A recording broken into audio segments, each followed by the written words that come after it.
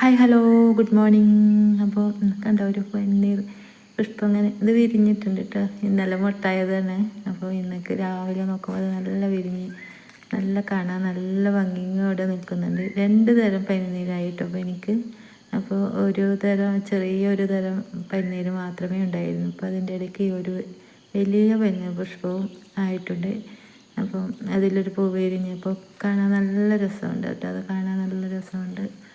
അപ്പോൾ നിങ്ങൾ വിചാരിക്കും ഈ ഒരു പനിനീർ പുഷ്പം വിരിഞ്ഞത് ഇത്ര വലിയൊരു കാര്യമാണോ എന്ന്. പക്ഷേ ഒരു കാര്യമാണ്.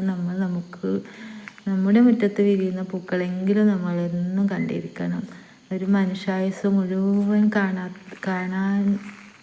കണ്ടു തീർക്കാൻ പറ്റാത്തത്ര കാഴ്ചകളുമായി മനോഹരമായി പ്രകൃതി നമുക്ക് മുന്നിൽ അണിഞ്ഞൊരുങ്ങി നിൽക്കുമ്പോൾ നമുക്ക് അവയൊന്നും കാണാതെ നമ്മുടെ സമയം തീർക്കുകയാണ്.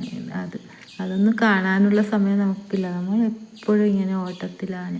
ജീവിതം ജീവിച്ചു തീർക്കാൻ ഇങ്ങനെ ആ ഒരു ഓട്ടത്തിലാണ് നമ്മളെപ്പോഴും. നമ്മുടെ ആ ഒരു പ്രകൃതിയെ നമ്മൾ എപ്പോഴും കാണുന്നേ ഇല്ലല്ലോ.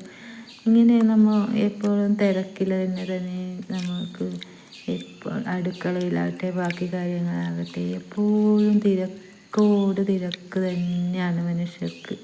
അപ്പോൾ നഷ്ടമാവുന്നത് നമുക്ക് ഇത്തരം ഒരു ചെറിയ കാഴ്ചകളായിരിക്കും നമുക്ക് നമ്മുടെ ജീവിതത്തിൽ പിന്നീട് വലിയൊരു കാര്യമായി തീരുന്നത്. അപ്പോൾ ഇന്ന് പിന്നെ ഞായറാഴ്ച ആയതുകൊണ്ട് എല്ലാവർക്കും അടുക്കളയിൽ അത്ര തിരക്കുണ്ടായില്ല. സ്കൂളിൽ പോകുന്ന പിള്ളേർക്കൊന്നും അവധിയായതുകൊണ്ട് അത്ര തിരക്കൊന്നും ഉണ്ടായില്ല. അപ്പോൾ ഒന്ന് മുറ്റത്തിറങ്ങി.